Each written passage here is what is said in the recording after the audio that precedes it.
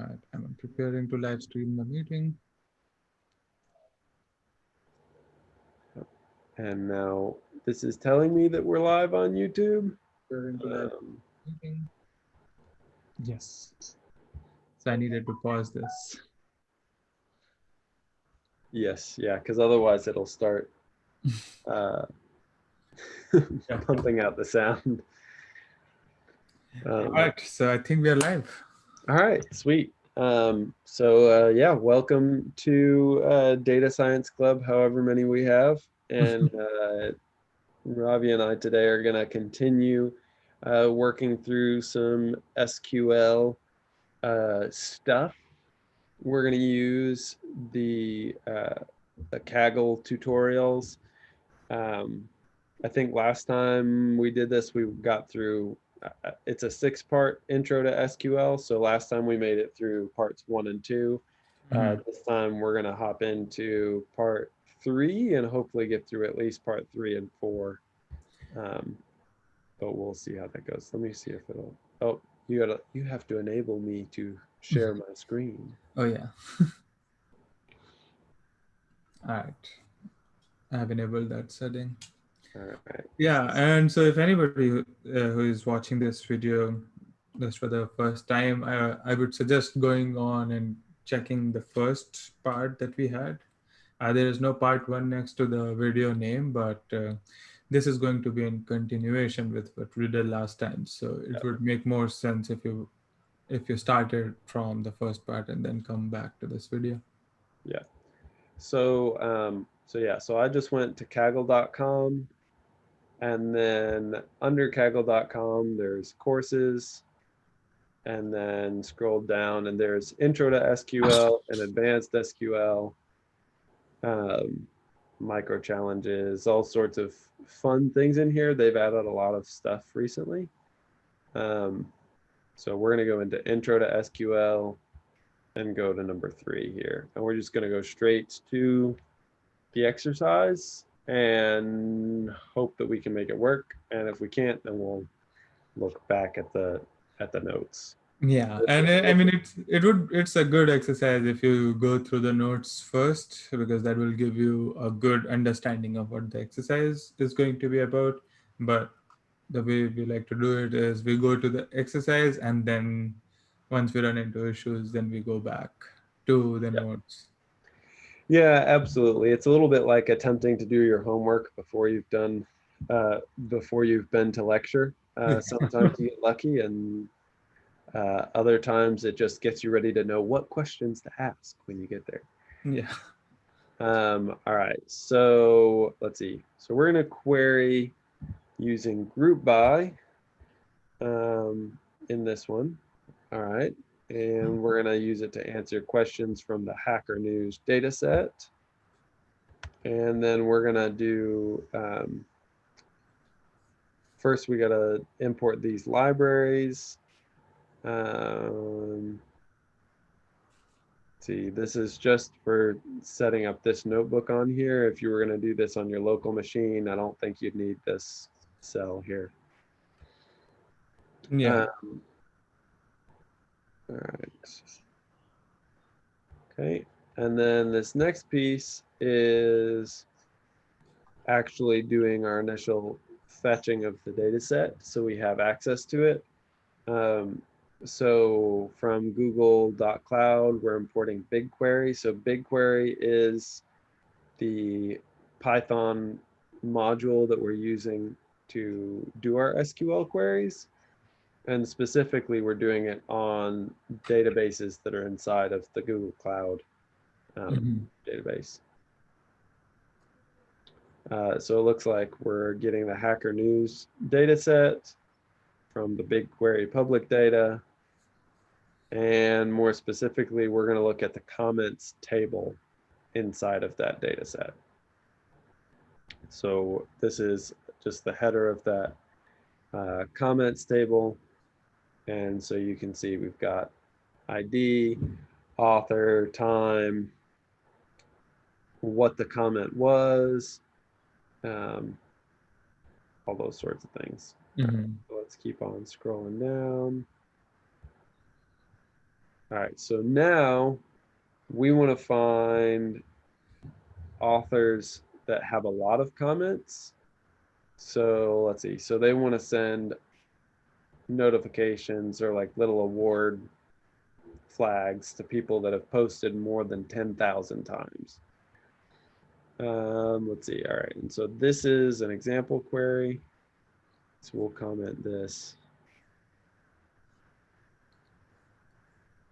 We'll copy this and paste it in here. All right. So let's see what this says. So this says select parent, which I'm assuming is the record. Mm-hmm. Count one as num posts. So number of posts from BigQuery group by parent having count one is greater than 10. So we need to change this to 10,000. Yeah, I Actually, think that's all we got to do for this, right? yeah, can we also take a look at the dataset? So who is the parent? Oh, parent is actually a field. Yeah. So, I so think parent is the unique ID. okay. Yeah, that's what I was wondering if the author is the one, but it looks like author is just first name, last name kind of situation that we are going. So parent might be the best field to choose over him. So we have having count one is greater than 10. Uh, Uh, all right, so we'll give that a shot.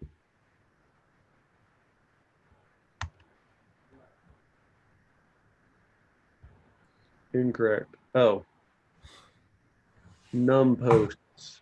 So so there is oh, okay. So yeah, so we need to change.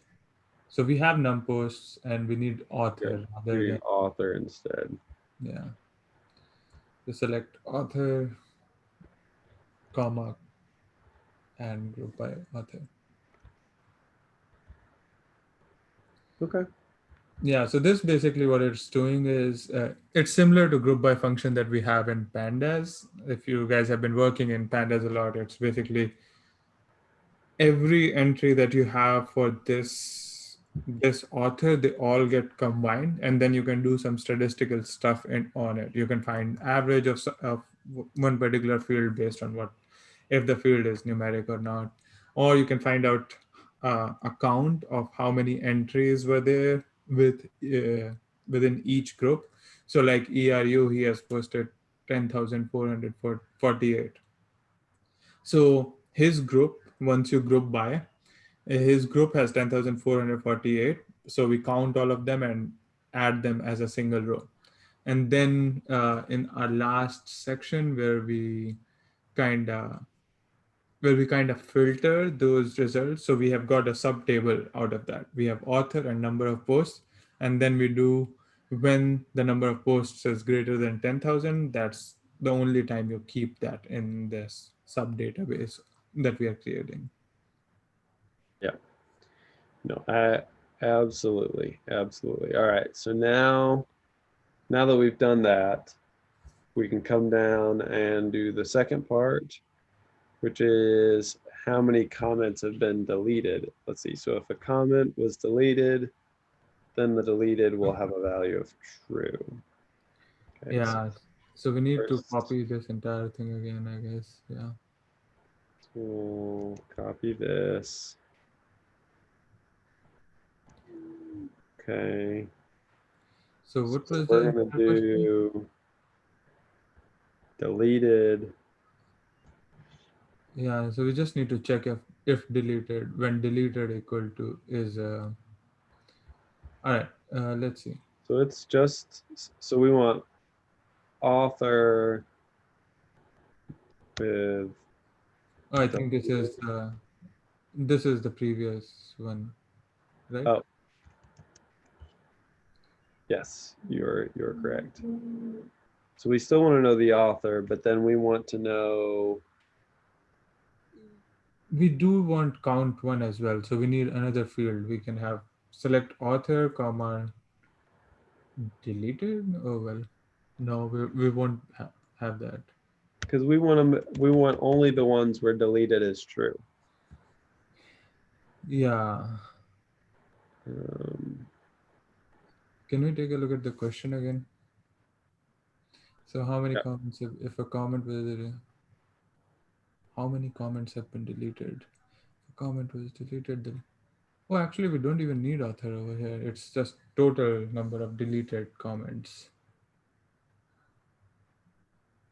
Oh, So just select count one as deleted posts. as deleted.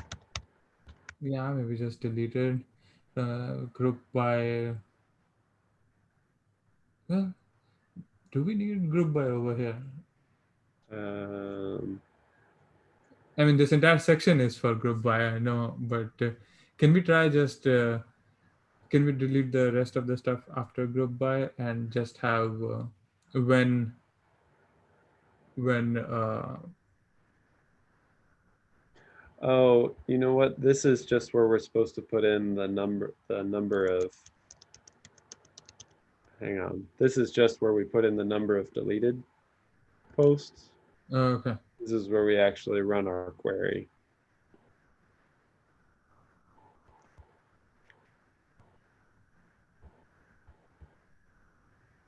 So this is here, Okay. deleted Mm, comments query, yeah. and then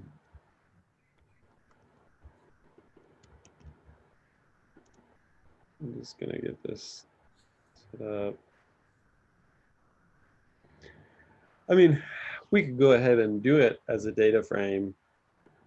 Yeah, no, I mean, even as a SQL query, we can just have select count one as deleted posts from this when, It would be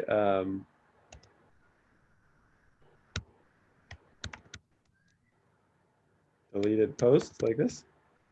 yeah. Okay. Oh, actually, yeah, I think the way of using group by would be select, what was that column, not author, the Oh, deleted column, oh, okay. and group by deleted. Oh, okay. So we actually don't even need this count part, right? Well, we still need the number of things that Oh, would be deleted. So oh, I guess, do we want this num posts then still? yeah, number of posts would be fine too. So group by deleted having count having, oh, we don't need count one. Oh, yeah, we don't need having. Yeah. So now this is probably my SQL naivety. So how do I know what I can put in this as num posts? So this entire query is going to create a database. So like in data frame, you can rename a column, right? That's what you're Yeah. doing. So the count value would go, Oh, okay. So this syntax is saying select deleted, give me the count yeah, and put it of in, those things yeah. as a new column called num Yeah. post. So now there are two. So now the database has two columns. One is the deleted section, and the second one is count. And we are grouping by deleted. So this should give us the numbers, I guess. Okay. Well, let's give it a try here. Thank you for that explanation. I was like, where is Rob? Robbie just making up syntax. I don't understand it. What's going on? All right. So true is 227736. Okay. Oh, okay. So this basically is okay. Yeah. So there were only two options in deleted. There was none and there was true, and Yeah. we just showed everything. So if they asked what were the values where it was false, then that would be the second. I gotcha. I gotcha. All right. So that's the end of this one. So now we can go to the order by false. Let's see. Or go back so we can go straight to the.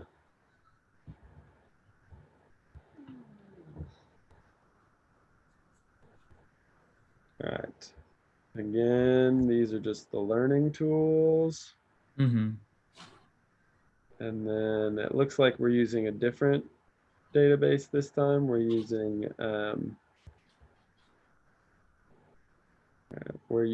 this World Bank International Education.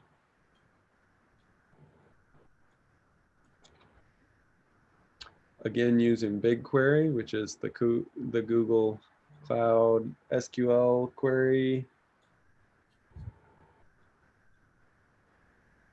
Let's see.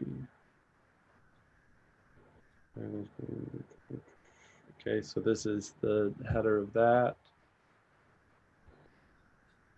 All right. So the value in the indicator code column describes what type of data. SE, XPD, TOTL, GDZS, government expenditure on education as percent of GDP. Wow. All right. Not sure how I would have read that without something else, but that's all right. All right, so government expenditure on education.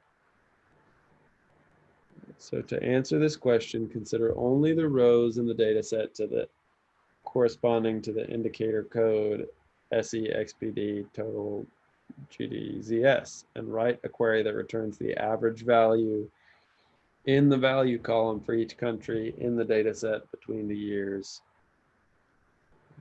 All right. All right. All right. So have we already loaded the data set? Yeah, so we've already loaded the data set. All right. So there is this indicator Yeah, code. this is the indicator code. So we want to limit our search to just the indicator code. Uh-huh. And then we want the average value for each country over the course of 7 years. So that in that value column, we get the average value. All right, so this is finding out the average number of accidents for each day of the week. Yeah, so this is just a sample. Yeah. All right, so So select. we're doing, instead of count of consecutive number, we're doing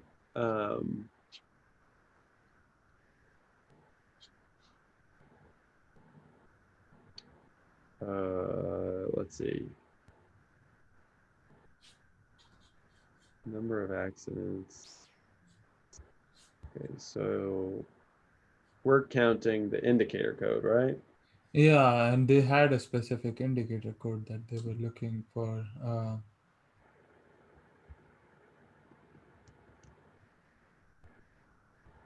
So wouldn't that be where?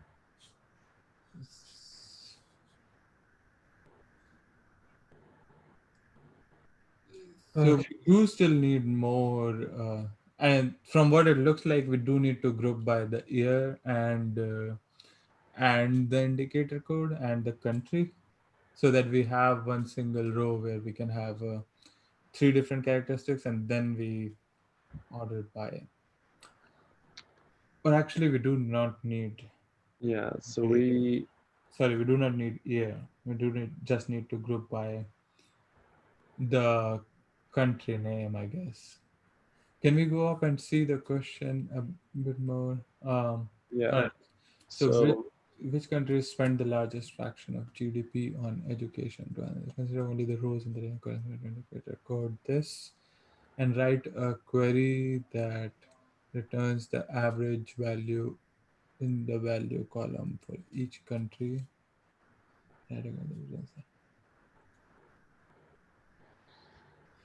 All right, and can we look at the data set? so we actually don't, do we want to use the average function instead of the Count, yeah, count function? yeah. All right, so So we want to average instead of indicator code, we want to average Yeah, average of value, value. and we also need They had the name. yeah, Okay. and we also need uh, another field from here. So we also need country. So let's have country first, I guess. So we need the country name. Yeah, yeah. So select country name, comma, average. Country name. Yeah, okay. And we need to remove the comma at the end of average thing, that entire thing. Yeah, because let's see, does this data have, let's see, is this from more than 2010 to 2017? Eh, yeah, where is the year over here? Well, anyways, it looks like the year is. The Oh, year we is have over it. here. Yeah, so we don't technically need year. So when we group by, let's say, Liberia, right? Yeah. So it will have those seven values, and we are finding average based on that. And it looks like the entire data set is only going to have values from 2010 to 2017. Well, let's test that theory here. To data frame dot describe, right? Yeah.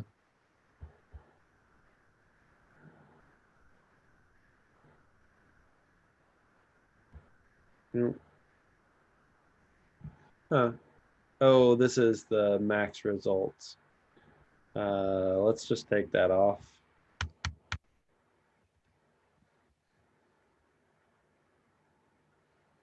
Because by setting the max results equals 5, Yeah, then, oh, but this might be way too big.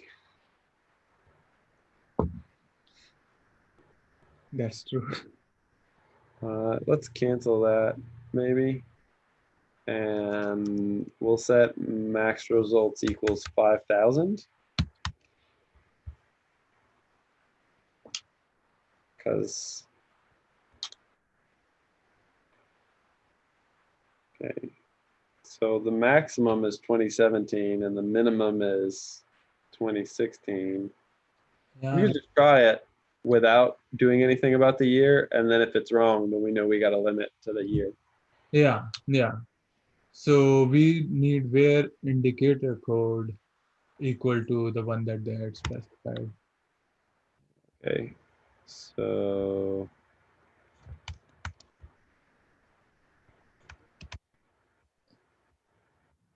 our indicator code.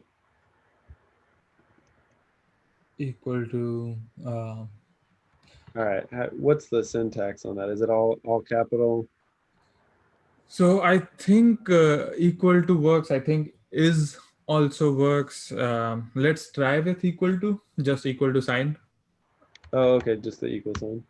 Yeah, and then let's find that code that they mentioned. This se.xpd dot. Yeah, just put this in quotes and we'll see. All right, group by country name, order by average underscore ED underscore spending underscore percent.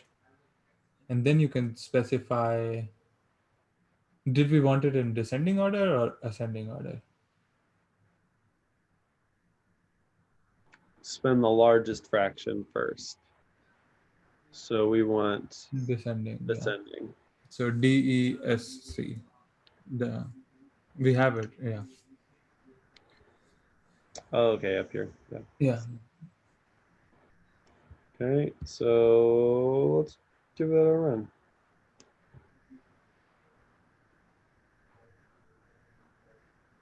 Oh, we need that too. Oh, year is less than or equal to 2017. Yeah, so we do need. Would that be comma, year, less than equal 2017? Yeah. Apparently that's not right. Yeah, we might need to put it in quotes. Well, we don't need it in quotes otherwise.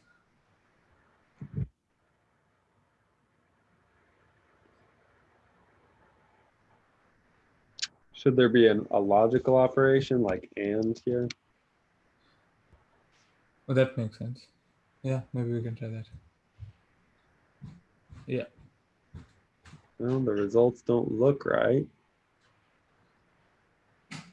Okay, let's get a hint here. Something.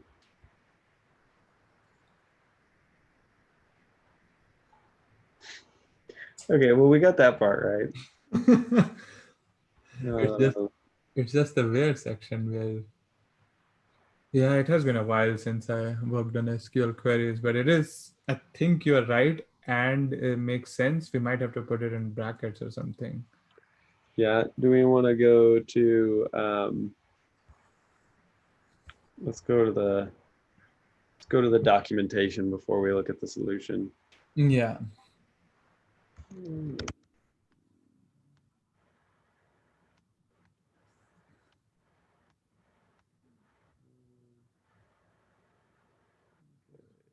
Let's see. Group by, okay, let's see.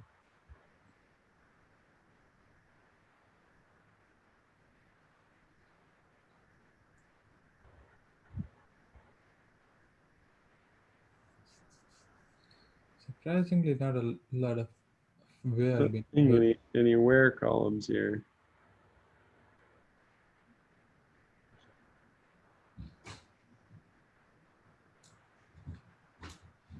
Um, That's the one. yeah, I think we are just missing something. All right, Small. let's see. You might cancel the day of the week. Okay, no. All right. Let's look at our solution. What did we miss? Yeah. Oh, year greater than equal to 2010. We missed that. No? So Okay. we were right about the logical operator. It should not just be comma. Yeah. And can it accept upper and lowercase? It can. Yeah. Okay. So I guess the point of having it uppercase, always uppercase, is just to make it clear that your syntax is what is talking about an SQL function. Yeah, it's looks very English kind of syntax for SQL. It's select this from this where this happens, group by this. So I think uppercase and would make much more sense and syntactically. Yeah. I wonder if I don't have this.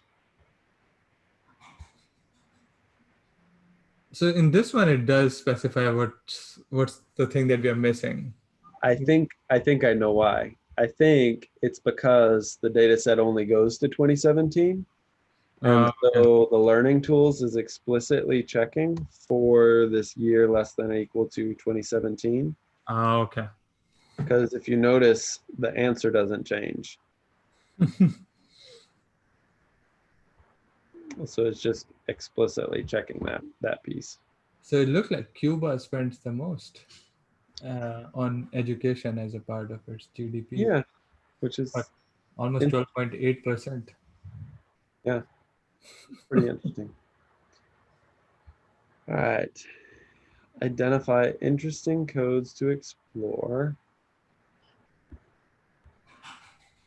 All right, so let's just copy a query.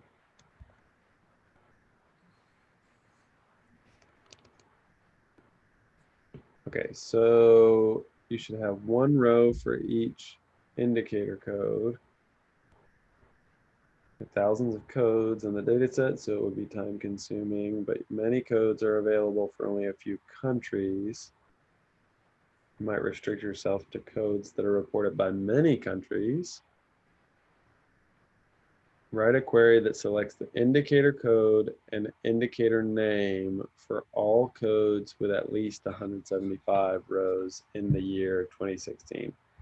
Okay, so we already know that year should equal 2016. Yeah, that might, well, I yeah. think that's all we need in that one.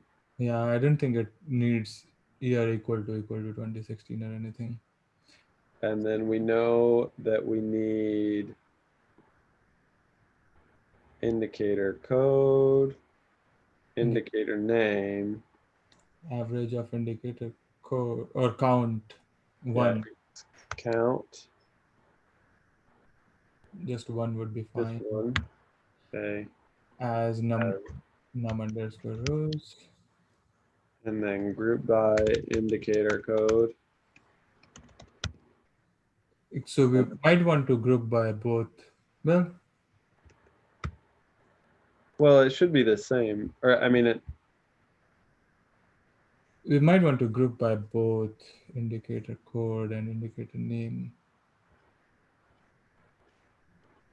Or are they both the same thing? I think they're unique to each other. All right. We can try it both ways.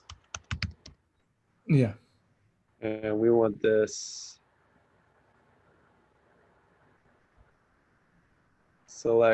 only select codes with 175 or more rows in the raw database. Yeah, so it also says that in our group by clause, we need to have both indicator code, comma, indicator name. Oh.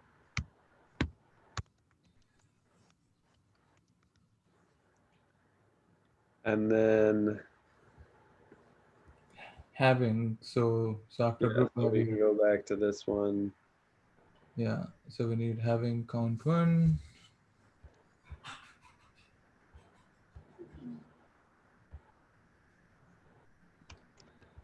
Count one, it's greater than 175, or is it greater than or equals? Yeah, it's equals. Okay. All right. Good? Yeah. Oh, bad request. Which one? Expected. Oh, I think I need to put. Oh, we don't need order by. Or we need order by would be after this. Ah.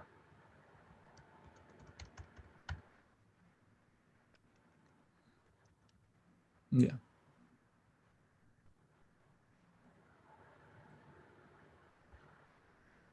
Hey. Nice. All right. Well, that worked out pretty well. Yeah.